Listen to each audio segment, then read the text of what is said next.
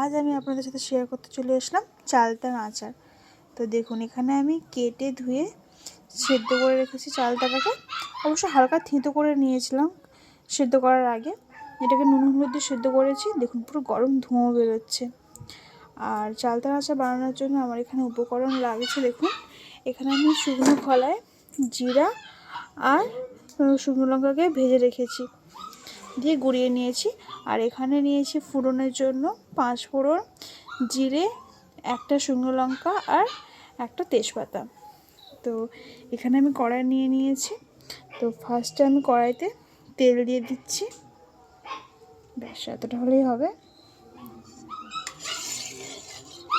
তেলটা ভালো করে তাঁততে দিতে হবে। অবশ্য কড়া অনেকক্ষণ ধরে জেলে রেখেছিলাম, তো ভালোই তেপে গিয়েছে। তো এবার এখানে আমি ফার্স্টে শুকনো ফোড়নগুলো দিয়ে দেব। সবগুলো আমি একসাথে দিয়ে দিচ্ছি। এগুলো একটু ভালো করে ফার্স্টে ভেজে নিতে হবে। ফোড়ন যত ভালো ভাজা হবে তত তরকারির সেন্ট ভালো হয়। তো এটা ভালো করে ভাজতে দিতে হবে, পুরো ধোঁয়া যতক্ষণ না ধোঁয়া উঠে তো হোক এটা। তো কমেটা হয়েই গেছে, দেখুন পুরো কালো হয়ে গেছে ফোড়নে জিরেগুলো। তো এবার আমি এর মধ্যে দিয়ে দেবো সেদ্ধ করে রাখা চালটাগুলো দিয়ে এবার আমি ভালোভাবে নাড়তে থাকবো। ভালোভাবে নেড়ে নেব, কিছুটা টাইম ভাজা ভাজা করে নেব।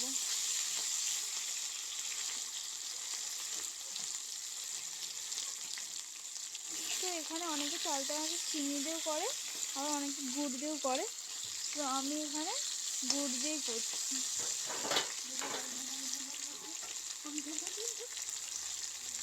তো এখানে কিট্টু চলে এসেছে ডিস্টার্ব করার জন্য, ওকে বাইরে রাখতে দেওয়া হচ্ছে।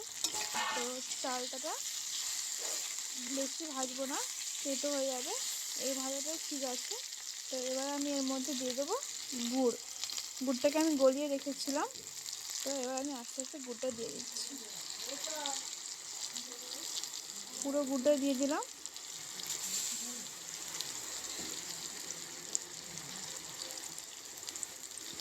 এবারে এটাকে আমি ভালো করে মিশিয়ে নেব একসাথে। গুড়ের পরিমাণটা ঠিকই আছে, আর গুড় লাগবে না।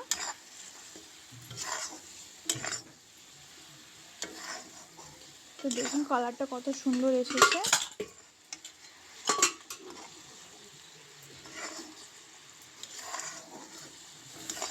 তো এবার আমি এর মধ্যে দিয়ে দেব ভেজে রাখা জিরে আর লঙ্কা গুঁড়োটা। এটা আমি পুরোটা এর মধ্যে দিয়ে দিলাম। তো আবারও ভালো করে আমি মিশিয়ে নেব একসাথে। একটু পাক করলে ভালো হয়, তো আমি একটু বেশিক্ষণ টাইম ধরে এটাকে ভালো করে পাক করে নেব। এখানে আমি একটাই চালতা নিয়েছিলাম, তার মধ্যে কিছুটা অংশ বাদও চলে গেছে। তো দেখুন কালারটা কত সুন্দর ধরেছে। তো এটাকে এবার আমি ফুটতে দেব। গ্যাসের ফ্লেম হাই রেখেছি। তো এটা ভালো করে ফুটুক, মাঝে মাঝে একটু খুন্তি দিয়ে নেড়ে নিতে হবে। তো এর মধ্যে আমি একটা জিনিস দিতে একদমই ভুলে গেছি, সেটা হচ্ছে নুন। তো নুনটা আমি দিয়ে দেবো।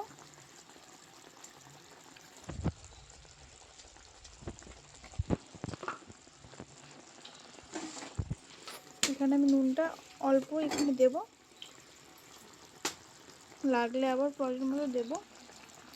তো ভালো করে মিশিয়ে নেব।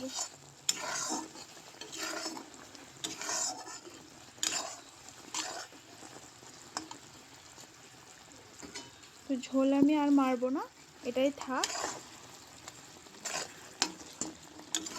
নয়তো একদম শুকনো শুকনো হয়ে যাবে। তো এটাকে আমি এবার প্লেটে ঢেলে নেব।